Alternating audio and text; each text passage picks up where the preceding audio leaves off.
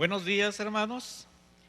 Tengan muy buenos días. Es un placer, es un gusto poder saludarlos nuevamente a través de estos medios que nos han servido bastante en esta temporada donde pues como iglesia estamos aprendiendo también a usar todos los recursos y todos los mecanismos que el Señor ha permitido para que, usados bien, podamos bendecir a nuestra iglesia. Porque cuando las cosas se usan bien, pues resultan bien. Le voy a pedir que allí en el lugar donde usted esté, en su sala, su comedor, quizás con su familia, en el lugar donde usted esté, me acompañe a orar y vamos a ponernos en las manos del Señor. Bendito Dios, te damos gracias por este hermoso día, Señor. Un nuevo día que estamos disfrutando plenamente, Señor, en compañía de nuestra familia. Te damos gracias, Padre eterno, por todo lo que hasta hoy tú has permitido en la vida de todos nosotros, Señor. Cómo tu gracia se ha extendido, Señor, tu misericordia, tu cuidado en cada familia, en cada uno de nosotros, Señor. Pese a las circunstancias, las situaciones que se han presentado en muchos lugares, en muchos espacios, Señor, tú te has glorificado, Padre eterno, y has consolado incluso a aquellos que han traído, que ha llegado alguna aflicción en su vida. Gracias te damos, Señor, porque en todo, Señor, podemos ver tu mano, todo podemos ver tu voluntad. Así que, Señor, queremos ponernos delante de ti, queremos dar esta oración en acción de gracias por todo lo recibido de tu mano, por todo lo que permite, Señor. Queremos pedirte por la iglesia, tu iglesia, Señor, por cada familia que se reúne, Señor, aún a través de estos medios, a escuchar tu palabra, tener un momento de devocional contigo, Señor. Hemos alabado tu nombre, hemos adorado tu nombre a través de cantos, Señor. Y ahora queremos, Señor, ponernos en tus manos para también escuchar tu palabra.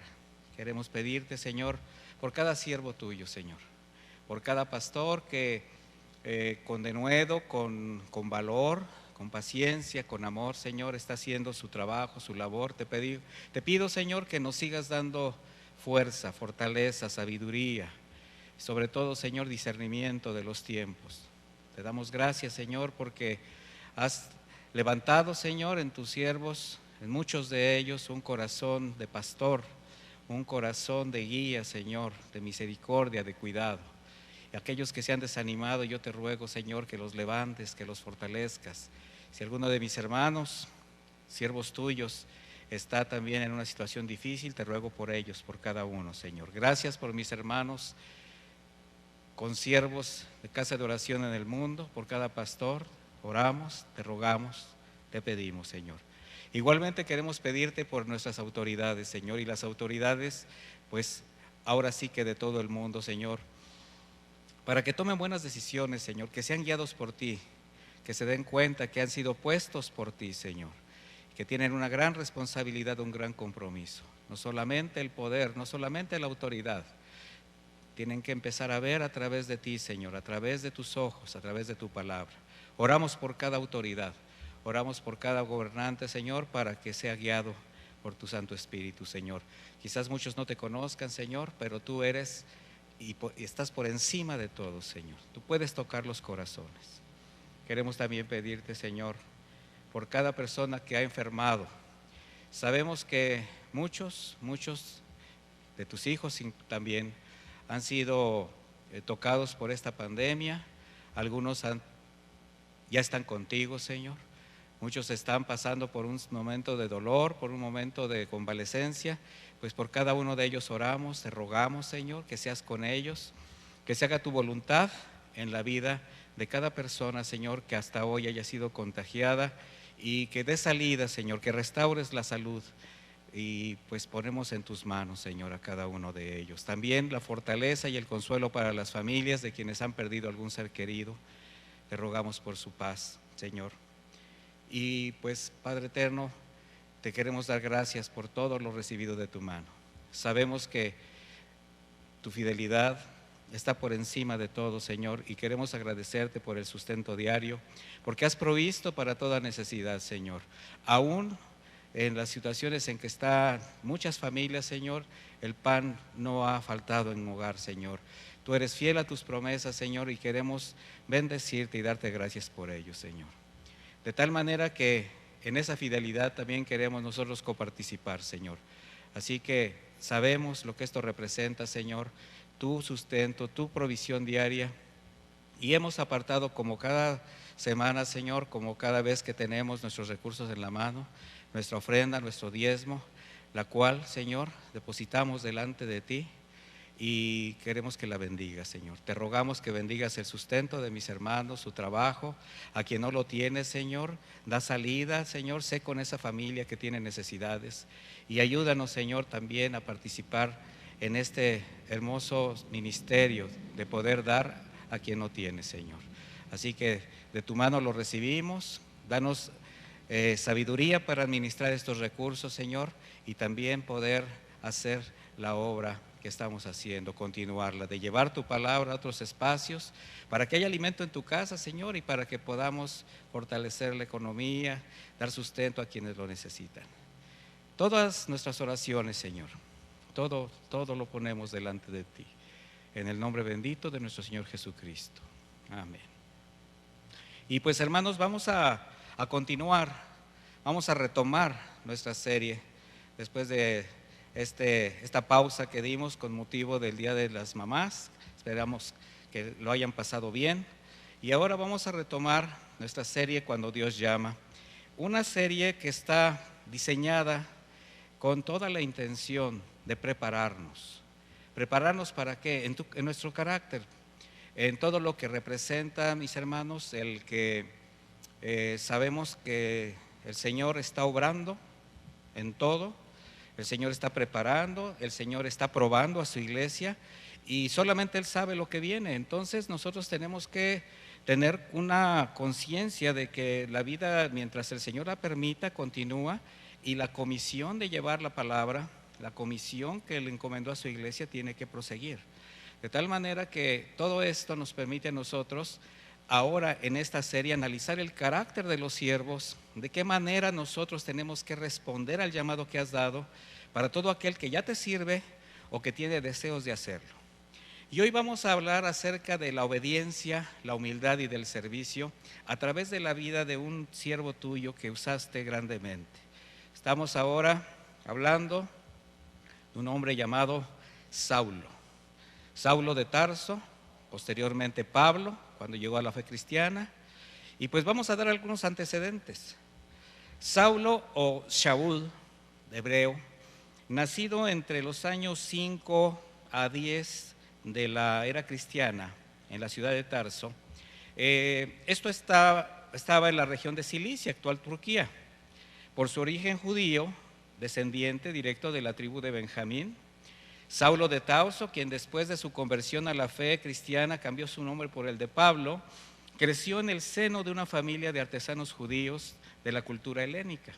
Debido a la situación jurídica que tenían, pues les había sido otorgada la ciudadanía romana. Esta región de Cilicia era conocida, de hecho era famosa, por sus telas tejidas de pelo de cabra, con las que se fabricaban tiendas y mantas de viaje. De manera que Tarso formaba parte de una región de ciudades romanas que heredaron la cultura y civilización griego-helénica. Esta ciudad era un importante destino cultural y comercial. Y ahí el padre de Pablo, además de fariseo según la ley, fue un comerciante muy próspero, de manera que la familia gozaba de una importante posición social, prestigio y solvencia económica. Así fue como para Saulo nacer en Tarso le dio la oportunidad de estar en contacto con una de las culturas más avanzadas de su época, donde además en esta ciudad se contaba con una famosa escuela de filosofía. De manera que una buena parte de su educación intelectual, cultural y moral la aprendió en el entorno de la cultura griega. Y esto le permitió tener o alcanzar una sólida formación cultural, teológica, filosófica, jurídica, mercantil y también lingüística, porque aprendió los idiomas griego, latín, hebreo y arameo. Era un hombre muy culto. Sin embargo, por su origen hebreo, toda su educación religiosa la recibió bajo la más estricta doctrina farisea. Por tanto, desde los 5 años, de acuerdo a la costumbre, debió aprender las Escrituras, para posteriormente ser enviado a Jerusalén a completar su formación. Conforme a la tradición judía, debió ingresar en la llamada casa de interpretación entre los 13 y 15 años, para ser instruido ahí ya por escribas, rabinos, maestros de la ley, donde su principal mentor fue Gamaliel, un hombre sabio, docto en la ley de Moisés y la palabra escrita hasta esos días, con quien debió ser perfeccionado en sus estudios sobre la Torá, el Talmud y toda la metodología rabínica. Gamaliel fue nieto de Hillel, uno de los grandes maestros judíos y fundador de las principales escuelas rabínicas. Por tanto, Gamaliel era un varón respetado entre los fariseos, venerado por todo el pueblo judío. Saulo, además de todos sus estudios, por una costumbre para quienes eran jóvenes, a los jóvenes judíos se les exigía, entre otras cosas, aprender a nadar, pero también dominar un oficio, para que a su tiempo pudiesen sostenerse sin ser una carga al pueblo o a su familia.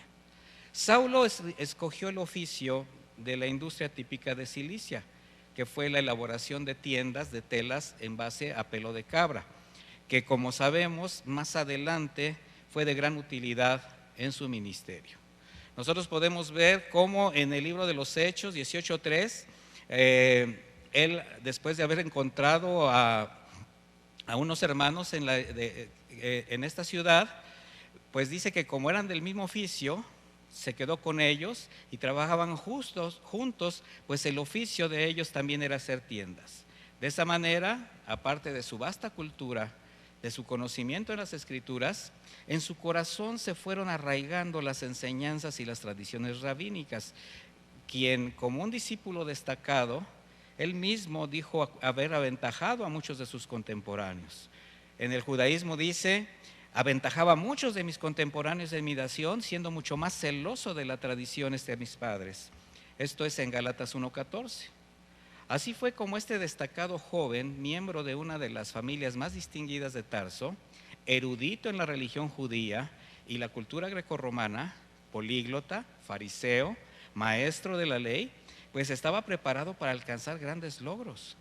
Y así, con todo ese caudal de atributos, de capacidades y relaciones, vemos su primer mención en el Nuevo Testamento siendo testigo de la lapidación y muerte de Esteban, uno de los diáconos elegidos por los apóstoles para atender las necesidades de las viudas de la iglesia naciente, la iglesia cristiana. Donde si él no estuvo ahí de manera oficial, su sola presencia y aprobación del acto le hizo partícipe, aún cómplice de la muerte del primer mártir cristiano registrado en el libro de los Hechos. En Hechos 7:58 vemos que dice: y echándole fuera de la ciudad, le apedrearon, estamos hablando de Esteban, y los testigos pusieron sus ropas a los pies de un joven que se llamaba Saulo. Y dice en Hechos 8:1, y Saulo consentía en su muerte. En aquel día hubo una gran persecución contra la iglesia que estaba en Jerusalén, y todos fueron esparcidos por las tierras de Judea y de Samaria, salvo los apóstoles. Vemos que esta muerte de Esteban fue como un parteaguas, donde la iglesia empezó a huir a diferentes lados, que también esto fue lo que dio un detonante a la predicación del evangelio. Ahora, es importante mencionar que todo ese celo, tremendo celo que Saulo tenía por el cumplimiento de la ley, en gran parte se fundamentaba en las distorsionadas interpretaciones que aprendió de los líderes religiosos, a quienes profesaba una lealtad incondicional. De manera que fue precisamente ese celo y esa disposición lo que hizo que los principales enemigos del cristianismo naciente, estamos hablando de los sacerdotes, los fariseos, escribas, pues llegaran a considerarlo un instrumento muy útil en la persecución de los primeros cristianos.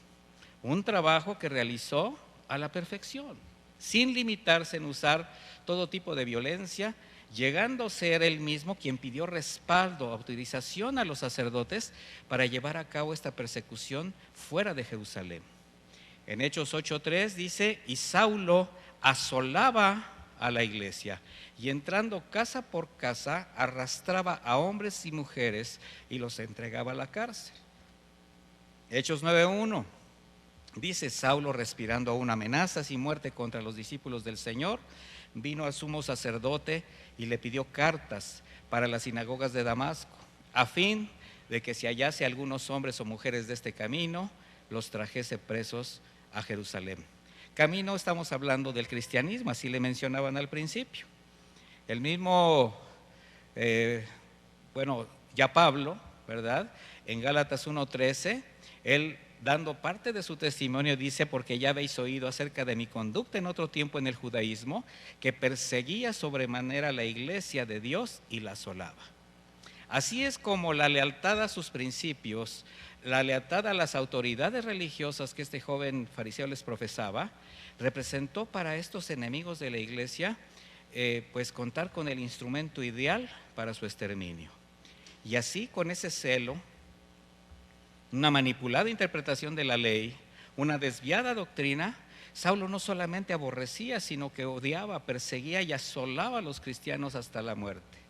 Donde lo más lamentable, mis hermanos, y de hecho paradójico de la condición de Saulo, era su convicción que persiguiendo a la iglesia cristiana era la mejor manera de servir al Señor, al que amaba profundamente. Era un hombre que amaba al Señor. Y en este punto yo quisiera preguntar, ¿por qué es probable que alguno vea reflejada una parte de su vida?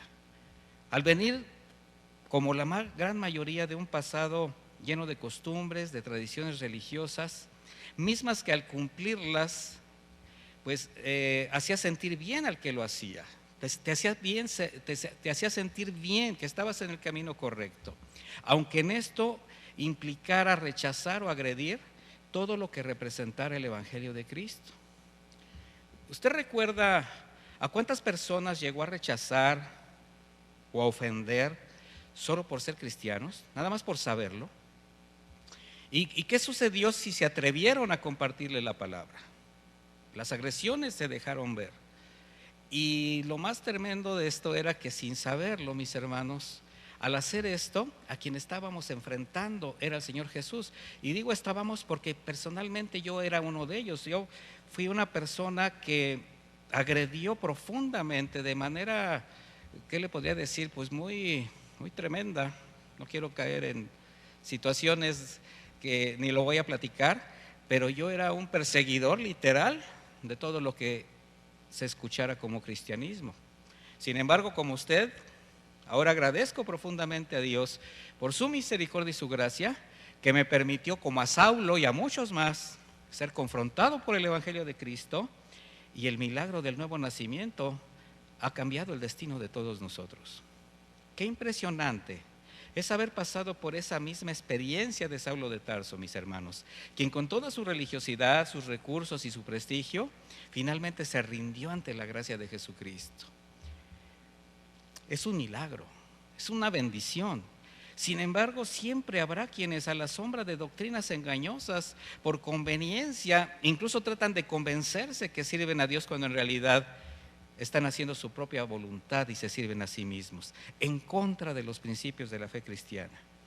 Religiosos libertinos que, como antaño, al ser confrontados o al ser descubiertos en su desviación doctrinal, por sacar adelante sus planes, al defender sus intereses o por defender sus intereses, persiguen y violentan a quienes desean caminar conforme a la palabra de Dios. Es verdaderamente lamentable cómo después de 2000 años se continúa violentando el Evangelio de Jesucristo, y que la mayor agresión no venga pues de quienes no lo conocen, sino de los que, presumiendo saber la verdad, levantan doctrinas, levantan credos a su favor, manipulando la Escritura.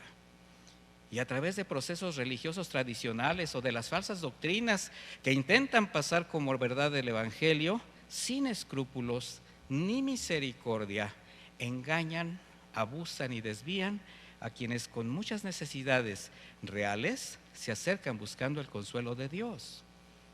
Qué terrible es confundir o desviar una fe que es genuina. El Señor se apiade de ellos. Mire, el Señor Jesucristo en Mateo 23:15 se refiere a este tipo de religiosos de esta manera. Les dice: ay de ustedes, maestros de la ley y fariseos hipócritas, que recorren tierra y mar para ganar un adepto, y cuando lo han logrado hacen de él una persona 2 veces más merecedora del infierno que ustedes mismos. Qué terrible carga. Gracias a Dios que, como a Saulo, la luz del Señor Jesucristo disipó tinieblas en la mente, en la dureza del corazón, y nos permite encontrar el camino, la verdad y la vida. Mire, mi hermano, no existe experiencia más hermosa que ser testigos de alguien entregando su vida a Jesús, incluido el milagro de nuestra propia conversión, que para mí fue algo indescriptible. No sé para usted, pero si recuerda ese momento, cambió radicalmente su vida. Y una conversión radical precisamente produce cambios radicales en la manera de pensar y de actuar, así como Saulo.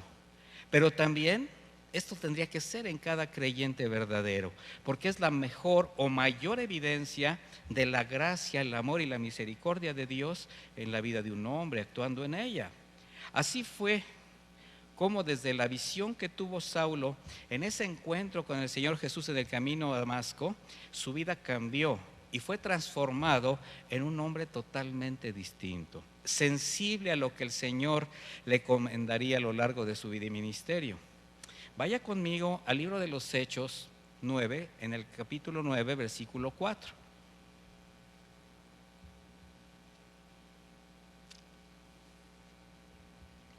Hechos 9:4 dice de esta manera: y cayendo en tierra, esto fue después de haber sido cegado por una luz impresionantemente brillante. Imagínense, era mediodía en oriente, con ese sol resplandeciente, y la luz fue mayor que la del sol y lo cegó. Dice: cayendo en tierra oyó una voz que le decía: Saulo, Saulo, ¿por qué me persigues? Él dijo: ¿quién eres, Señor? Grábese esta frase, mi hermano. Y le dijo: yo soy Jesús a quien tú persigues. Dura cosa te es dar coces contra el aguijón. Él, temblando y temeroso, dijo: Señor, ¿qué quieres que yo haga? El Señor le dijo: levántate y entra en la ciudad y se te dirá lo que debes hacer. Este pasaje es por demás precioso y muy rico en enseñanzas. Aquí un hombre dispuesto a todo con tal de sacar a los cristianos de la historia, por decirlo así, pues es cegado por la luz de Jesús. ¿Y qué sucede en el momento que Pablo o Saulo cae? Lo primero que identifica es algo sobrenatural. De ahí su pregunta: ¿quién eres, Señor? Ahora él está entendiendo algo. Él está empezando a darse cuenta de lo que estaba haciendo. Temblando, temeroso, le dice: ahora, ¿qué quieres que yo haga? Se da cuenta de la pregunta. Era un hombre de servicio. El Señor se identifica como el Cristo y ahora él dice: ¿qué quieres que yo haga? ¿Qué podía hacer? Absolutamente nada, estaba cegado. De manera que la primera instrucción del Señor fue a entrar en una ciudad, llegar a un lugar y esperar. Bueno, esta sobrenatural experiencia impactó el corazón y la mente de este hombre, que como judío sabía que la visión y la voz tendrían que venir de Dios. De manera que con la pregunta: ¿qué quieres que haga, Señor?, está reconociendo el señorío de Jesucristo. Y con la respuesta del Señor, él supo que con ese llamado le estaba siendo ahora sí demandada toda su vida, pero de manera real. A partir de ese encuentro con Jesús, la vida de Saulo de Tarso, ahora Pablo, se identifica por la convicción, la integridad, la firmeza en su fidelidad al Señor Jesús. Y esto involucró toda su voluntad. Y este es un rasgo, hermanos, en todo aquel que, como Pablo, ha dicho alguna vez: ¿qué quieres que haga, Señor? Yo quiero preguntar, medita en su corazón. ¿Alguna vez usted ha dicho esta frase: ¿qué quieres que haga, Señor? Porque al aceptar este llamado, usted ya sabe que con esa decisión su alma ha quedado prendada al Señor. Su mente y su corazón le pertenecen. En Pablo, esta decisión de seguir a Jesús fue respaldada por su obediencia, su humildad y una absoluta fidelidad a Dios que le llevó a servir incondicionalmente a la iglesia que asolaba. Sin embargo, aunque él fue un hombre sensible a las necesidades de los demás, podemos ver como uno de sus principales rasgos que jamás permitió que sus sentimientos o sus emociones le desviaran del propósito de su llamado como siervo de Cristo. En Gálatas 1:10, él dice: pues busco ahora el favor de los hombres o el de Dios, o trato de agradar a los hombres, pues si todavía agradara a los hombres no sería siervo de Cristo. Estamos empezando a ver rasgos de un hombre que está dispuesto a servir a Dios. Y este es un rasgo impresionante, es algo que tenemos que tener cautivo en el corazón, porque somos fáciles de ser impresionables, sentimentales o emocionales, y esto nos puede llevar a tomar malas decisiones. De manera que Pablo, con humildad y un sentido estricto de la obediencia, aprendió a escuchar la voz del Señor para llevar a cabo en completa sujeción y confianza cada instrucción que recibía, así como la dirección espiritual que recibió para dejar un legado escrito de la palabra del Señor. Mire, mi hermano, honrar al Señor con tu vida y tu servicio tiene que ser con un espíritu humilde, tomando la decisión muy personal de disponer tu alma a sujetar tu voluntad a la voluntad de Dios, persuadido desde lo más profundo de tu corazón el glorificarle con tu obediencia. ¿Quieres realmente honrar a Dios? ¿Quieres adorar a Dios? Lo primero que tienes que hacer es obedecer. Y estas virtudes, cuando se hacen evidentes, afectan realmente la conducta del creyente y por supuesto del siervo. Por ello, cuando alguien decide obedecer a Dios con la firme intención de servir, lo que va a manifestar en su corazón es la transformación que el Espíritu Santo está haciendo en él. ¿Por qué? Porque ha estado dispuesto a entregarlo todo. Pablo dio testimonio de su fe con un sometimiento humilde, obediente a la voluntad de Dios, renunciando a un pasado que, si bien para el mundo era glorioso, para él fue menospreciable. Y todo por conocer a Jesucristo y la predicación del Evangelio. De manera que su fe, la convicción de su llamado y la confianza en quien lo llamó fueron tan firmes que a partir de ese momento nada lo hizo retroceder. Ahora la pregunta sería: ¿cómo está tu fe, hermano? Sobre todo para ti que sirves o deseas servir. ¿Estás convencido de tu llamado? ¿Sabes quién es el que te llamó?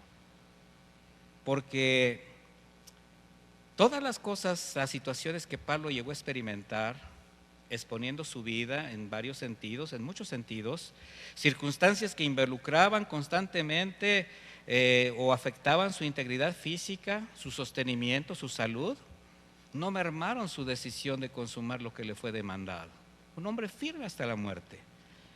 Cosas como la persecución a su persona por parte de un sistema religioso recalcitrante, la violencia de un gobierno autoritario que constantemente amenazaba su vida, además, la insensibilidad de un pueblo que amaba, pueblo judío, y que, cegado por las tradiciones, menospreciaba el mensaje de salvación.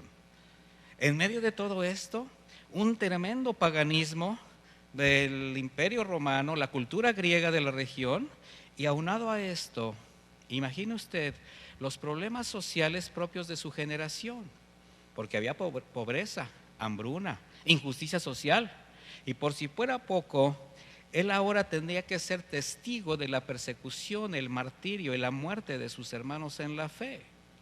Ahora, aún con todo eso, se mantuvo firme en su servicio al Señor. Yo le voy a preguntar algo, porque cualquier similitud con lo que estamos viviendo y siendo testigos en nuestra generación, ¿cree usted que sea coincidente? O quizás usted esté pensando, pues es que era Pablo, ¿verdad?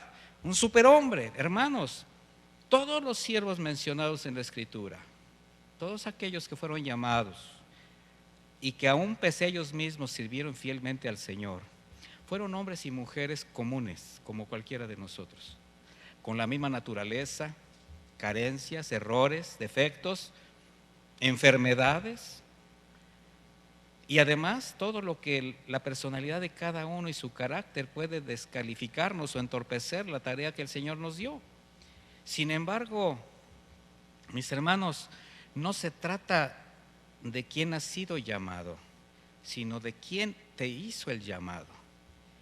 Pero no entender esto puede producir un efecto doble que es además diametralmente opuesto, porque por un lado, si tú no entiendes este proceso de quién es el que llama, te puedes sentir incapaz, lo que sí es cierto.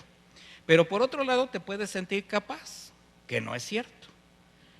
Porque debemos tener presentes que es el Señor quien llama, quien capacita, quien envía y quien sostiene. Así también como quien determina el tiempo para hacerlo, tanto el tiempo para servir como para el tiempo dejar de servir.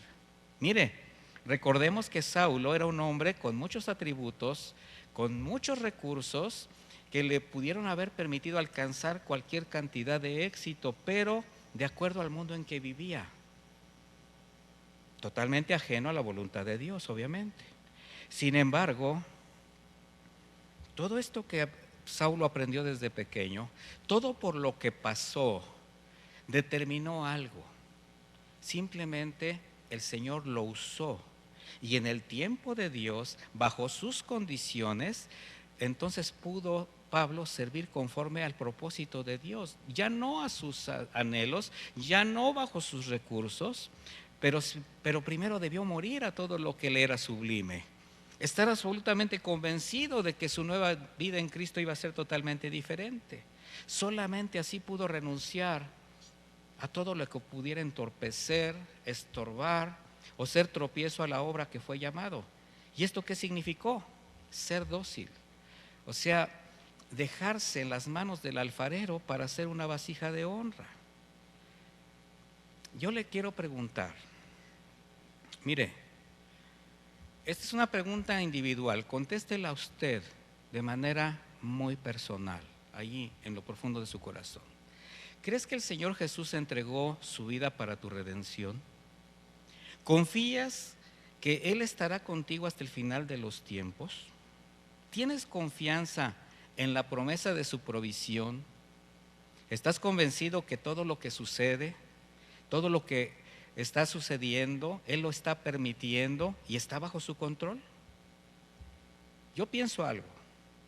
Si te consideras un hijo de Dios, si crees en todo esto. Sin embargo, ¿has pensado con seriedad qué ha cambiado en ti por amor a Jesús? ¿A qué has estado dispuesto a renunciar de tu vida pasada? ¿Está siendo transformada tu vida por el Evangelio? ¿Identificas en tu nueva vida evidencias de sujeción, humildad y obediencia a la palabra de Dios? ¿Estás mostrando frutos dignos de arrepentimiento? ¿Realmente que Cristo es tu Salvador y Señor de tu vida? Mira, ¿por qué te pregunto esto? Cuando no se tiene una percepción correcta de la gracia de Dios, es muy fácil pretender hacer de Cristo Salvador, como también creer sus promesas, tomarlas y hacerlas propias. Sin embargo, aquí hay algo importante. La salvación en Cristo Jesús se hace evidente con el reconocimiento y la sujeción a su señorío. ¿Qué implica esto? Obediencia, sujeción, humildad y negación personal, lo cual ya no es fácil. De manera que realmente el Señor es tu Salvador. Tú dices, sí. ¿Te arrepentiste? Sinceramente, tus pecados fueron perdonados, la gracia del Señor te cubrió perfectamente bien, pero lo has hecho, Señor. ¿Realmente te sujetas a su palabra? ¿Vives conforme Él ha trazado la línea de vida desde que tú te convertiste al cristianismo? Recuerda esto, y está escrito en Mateo 7:21. No todo el que me dice Señor, Señor entrará en el reino de los cielos, sino el que hace la voluntad de mi Padre que está en los cielos. Así que, ¿qué quieres que haga, Señor? Quédate con esa frase. ¿La has dicho? ¿Está en tu corazón? Porque a partir de reconocer el señorío de Jesucristo, y la decisión de caminar con él, Saulo, ahora Pablo, empezó a experimentar cambios radicales en su vida que afectaron directamente, y podría yo decir de manera inmediata, su manera de pensar y de actuar. Obviamente no todos reaccionamos igual, pero sí tiene que haber un camino, sí tiene que haber una conversión, tiene que haber manifestaciones de la santificación. ¿Qué fue lo primero que cambió en Pablo? Pues la percepción de sí mismo. Ese morir al ego, mis hermanos. ¿Cómo te percibías en tu pasado? ¿De qué estabas orgulloso? ¿Qué presumías? Pablo sabía que ahora ya no era el hombre poderoso, no tenía el prestigio, la abundancia que busca el mundo. Ahora entendió que la gracia de Dios tendría que ser su única fuente, el único lugar de donde tomar. También cambió su apreciación hacia los demás, el trato para con sus semejantes. Ahora los vio desde otra trinchera. No los vio desde la altitud, desde ese lugar donde él estaba en preponderancia, no. Ahora los veía a través del amor, la compasión y la misericordia del Señor. Él hizo suyas las palabras del Maestro. Palabras como en Mateo 9:36, donde dice que al verlas a las multitudes, tuvo compasión de ellas porque estaban agobiadas y desamparadas como ovejas sin pastor. A Pablo le dolía el pueblo de Dios. Pero también hubo algo que cambió en Pablo, mis hermanos, y es algo en lo que también tenemos que poner mucha atención. Su entorno cambió. Ahora sus conocidos eran sus enemigos. Los que se decían amigos, quienes le adulaban, ahora le insultaban, le perseguían y hasta deseaban su muerte.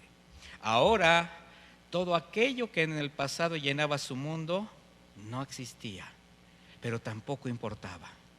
En Filipenses 3:7, el mismo Pablo escribe: pero cuantas cosas eran para mí ganancia, las he estimado como pérdida por amor de Cristo. Dice, y ciertamente aún estimo todas las cosas como pérdida por la excelencia del conocimiento de Jesús, mi Señor, por amor del cual lo he perdido todo y lo tengo por basura para ganar a Cristo. Ahora, aunado a todo esto, algo también empezó a cambiar en la vida de Pablo. Él empezó a ser tocado por algo que jamás quizás ni siquiera consideró. Y lo voy a decir sinceramente, muchos de nosotros jamás consideramos que después de nuestro cambio, nuestra conversión, algo va a suceder, que es el trato de Dios. Y él debió aprender a caminar bajo la gracia, pasando por innumerables pruebas, así como tú y como yo. Pruebas que no solo fortalecieron su fe y su confianza en el Señor, sino que le permitieron una dependencia total de Dios y de su gracia. Y así poder cumplir con el propósito para el que fue llamado. Él nos dejó consejos para los que vendríamos después, como en Filipenses 4:4, regocijaos en el Señor siempre. Otra vez os digo, regocijaos. Vuestra gentileza, o sea, vuestra amabilidad, su buen carácter sea conocido de todos los hombres. El Señor está cerca. Por nada estéis afanosos, sino sean conocidas tus peticiones delante de Dios en toda oración y ruego con acción de gracias. Y la paz de Dios, que sobrepasa todo entendimiento, guardará tu corazón y tus pensamientos en Cristo Jesús. Mis hermanos, estas son palabras del Señor escritas por Pablo, que tenemos que hacer nuestras, para que cada paso, cada situación vaya formando en el corazón humildad. Y mire, esto fue lo que pasó con Pablo. Todo fue importante para ir formando un corazón humilde. Y aquí humildad, esta palabra señala aquello que no se levanta sobre la tierra. Metafóricamente significa pequeño o bajo, pero no en cuanto a riqueza. No estamos hablando de cosas materiales, sino un carácter sencillo, afable, amable. Y aunque Pablo tenía mucho de qué gloriarse, mucho de qué presumir por el origen que tenía, estamos hablando de un origen familiar, social y religioso. Durante su ministerio, si algo caracterizó al apóstol, fue el carácter humilde delante de Dios y los hombres. Él sabía de dónde venía. Sin embargo, escribió esto en Filipenses 3:4: aunque yo tengo también de qué confiar en la carne, si alguno piensa que tiene de qué confiar en la carne, yo más. circuncidado al 8º día, del linaje de Israel, de la tribu de Benjamín, hebreo de hebreos, en cuanto a la ley fariseo, en cuanto a celo perseguidor de la iglesia, en cuanto a la justicia que es en la ley irreprensible. Mire, todo ese caudal, Pablo lo rechazó, lo menospreció, lo hizo de lado por Jesús. De tal manera que, pese a ese fuerte temperamento que le caracterizaba, esa radical predicación, su defensa por el Evangelio de Cristo, que resguardó por encima de cualquier argumento persona, jamás dejó de dar la gloria a Dios. Jamás quiso quedarse con la gloria del Señor. En Efesios 3:8 leemos lo siguiente: a mí, que soy menos que el más pequeño de todos los santos, me fue dada esta gracia de anunciar entre los gentiles el evangelio de las inescrutables riquezas de Cristo. En 1 Corintios 15:8 dice lo siguiente: y al último de todos, como a un abortivo, me apareció a mí, porque yo soy el más pequeño de los apóstoles, que no soy digno de ser llamado apóstol, porque perseguía la iglesia de Dios, pero por la gracia de Dios soy lo que soy, y su gracia no ha sido en vano para conmigo. Antes he trabajado más que todos ellos, pero no yo, sino la gracia de Dios conmigo. Mire, de hecho, sin haber sido discípulo directo de Cristo en vida, a él le fueron dadas revelaciones que ningún hombre haya tenido. Experiencias desde su primer encuentro con el Señor hasta que partió con él.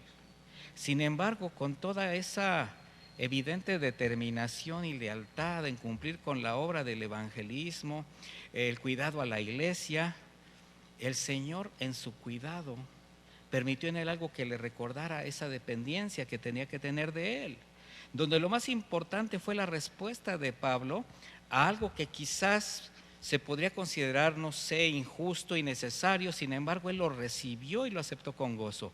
Pablo sabía que todo lo que el Señor permitiese en su vida era necesario y bueno para él.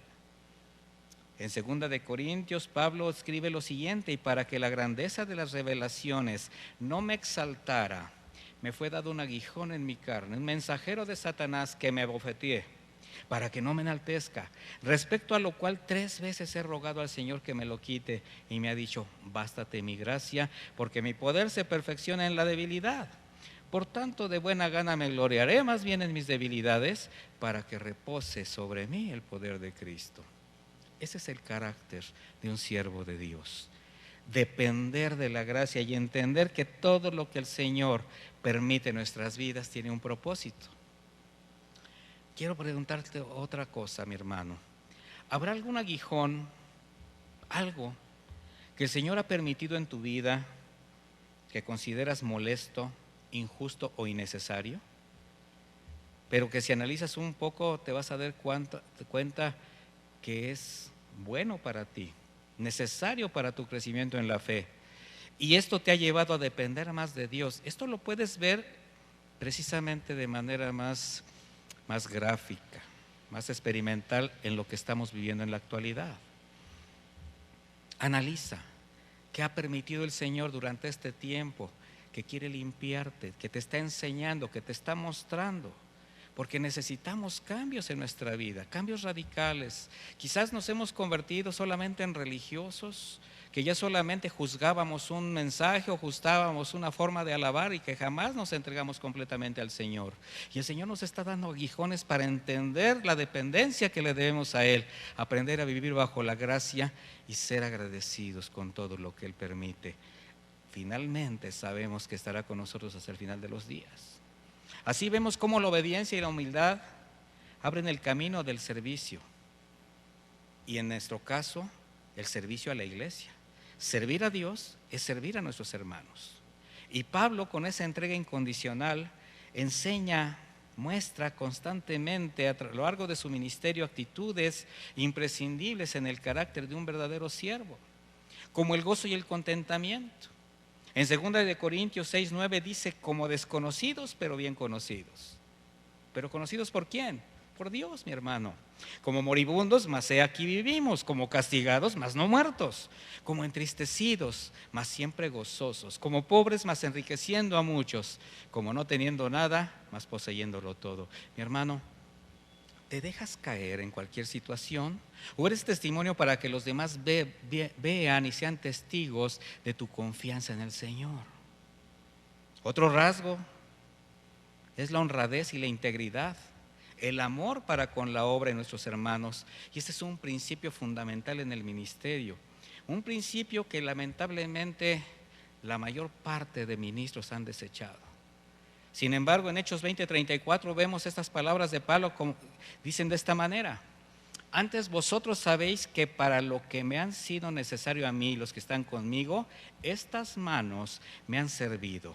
En todos he enseñado que trabajando, ¿que qué? Trabajando, así se debe ayudar a los necesitados y recordar las palabras del Señor Jesús que dijo: más bienaventurado es dar que recibir.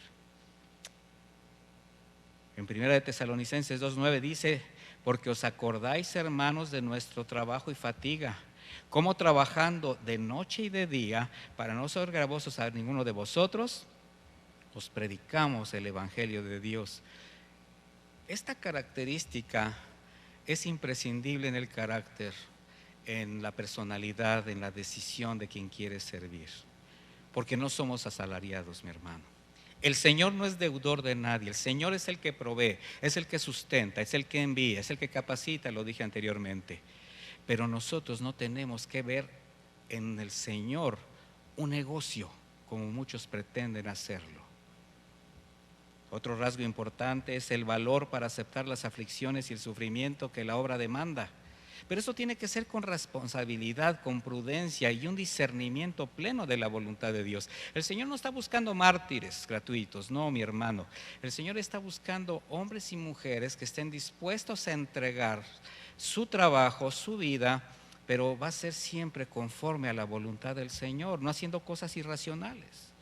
Segunda de Timoteo 2:10 dice: por tanto, todo lo soporto por amor de los escogidos, para que ellos también obtengan la salvación que es en Cristo Jesús con gloria eterna. Mi hermano, nosotros en el camino del evangelismo, en el camino de la predicación de la palabra y el discipulado, nos topamos con muchos hermanos que llegan a ser hirientes,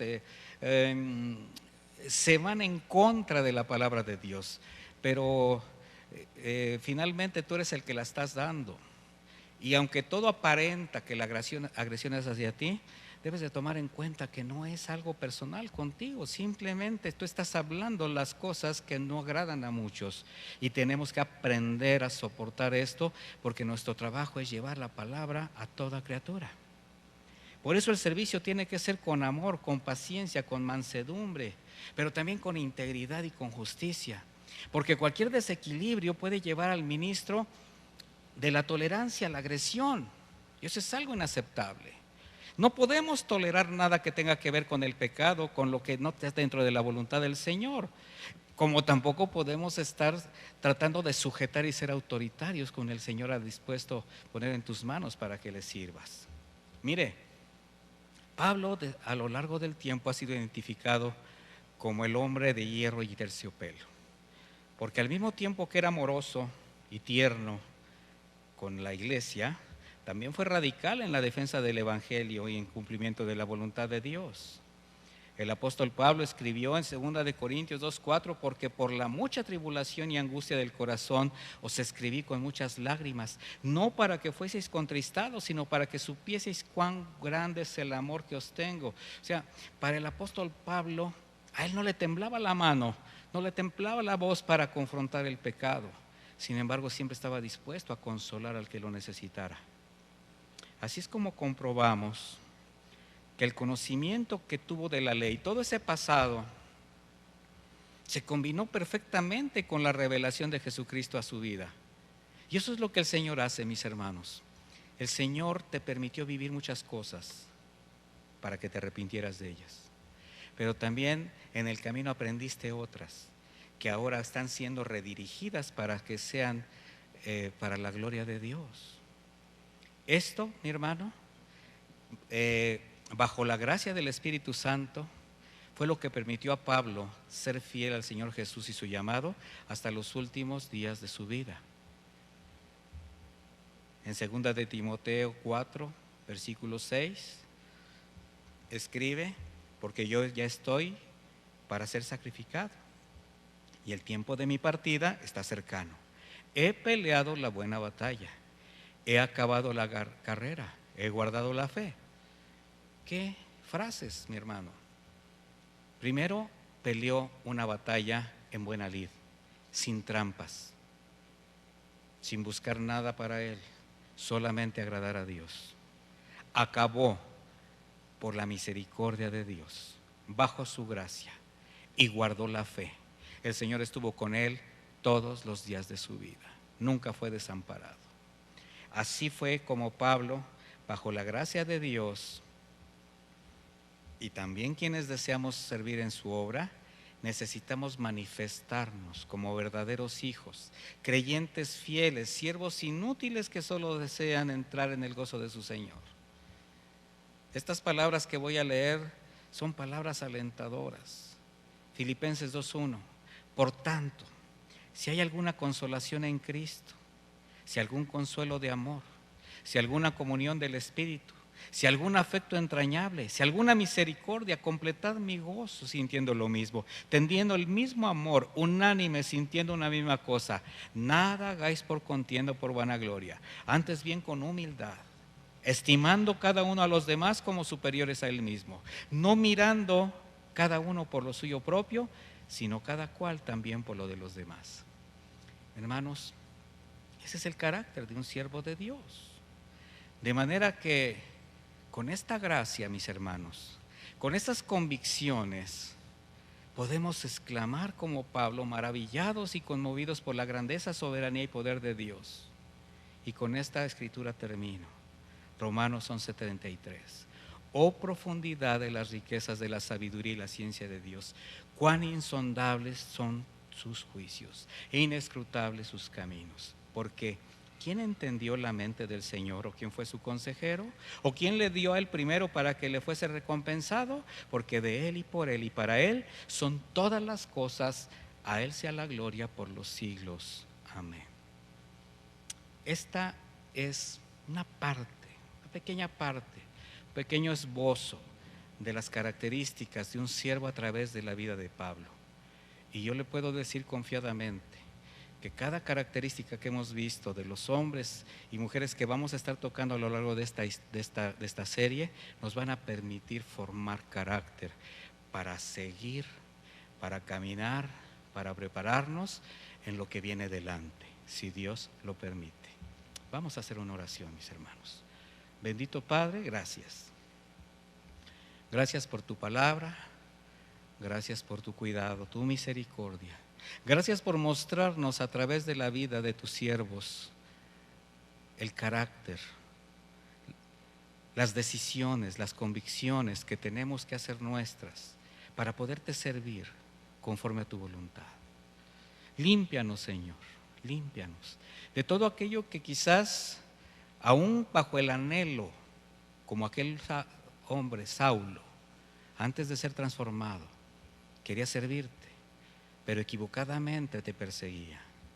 Ayúdanos, Señor, a hacer las cosas de manera correcta, a ver a través de tus ojos, a ver a través de tu corazón, Señor. Hay mucho que hacer, hay mucho hacia dónde ir. Y si tú nos lo permites, Señor, si tú nos sigues preparando y nos sigues dando tu gracia, podemos hacerlo hasta el día que tú nos lo permitas.